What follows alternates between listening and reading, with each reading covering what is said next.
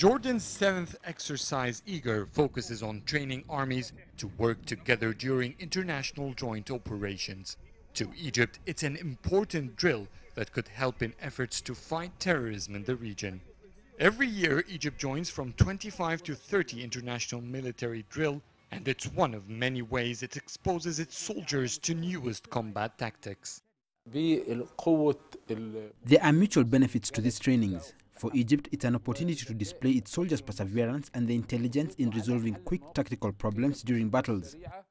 For other nations, it's an opportunity to work in different environments like our desert geography.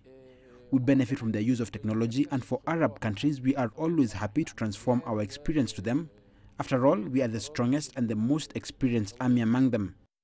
Since President Sisi came to office, his prime mission was to utilize his experience as defense minister in developing the Egyptian armed forces. He signed multi-billion-dollar arms deals, the biggest of which were with France and Russia. And that announced for the first time in 3 decades the end of Egypt's dependency on the US for arming its military. This diversity in weapons enriched the armed forces. It liberated us. There were times where the US forced us to take specific arms.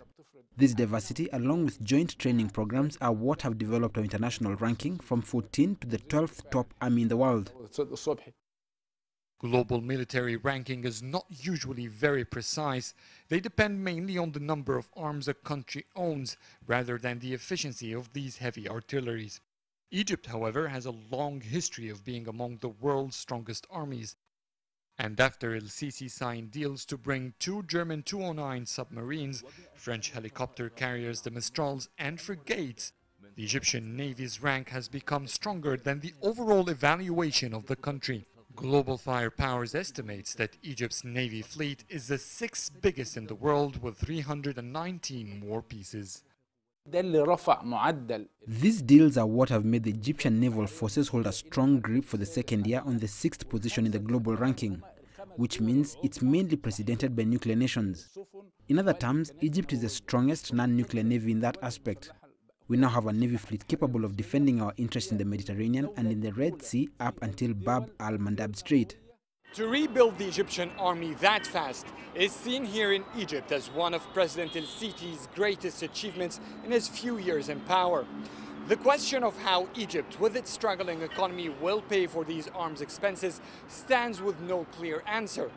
But for a country surrounded with regional threats and daily attempts to breach its borders with Libya and Gaza, its army must be well prepared. Adel, Mahrouky, CGTN, Cairo.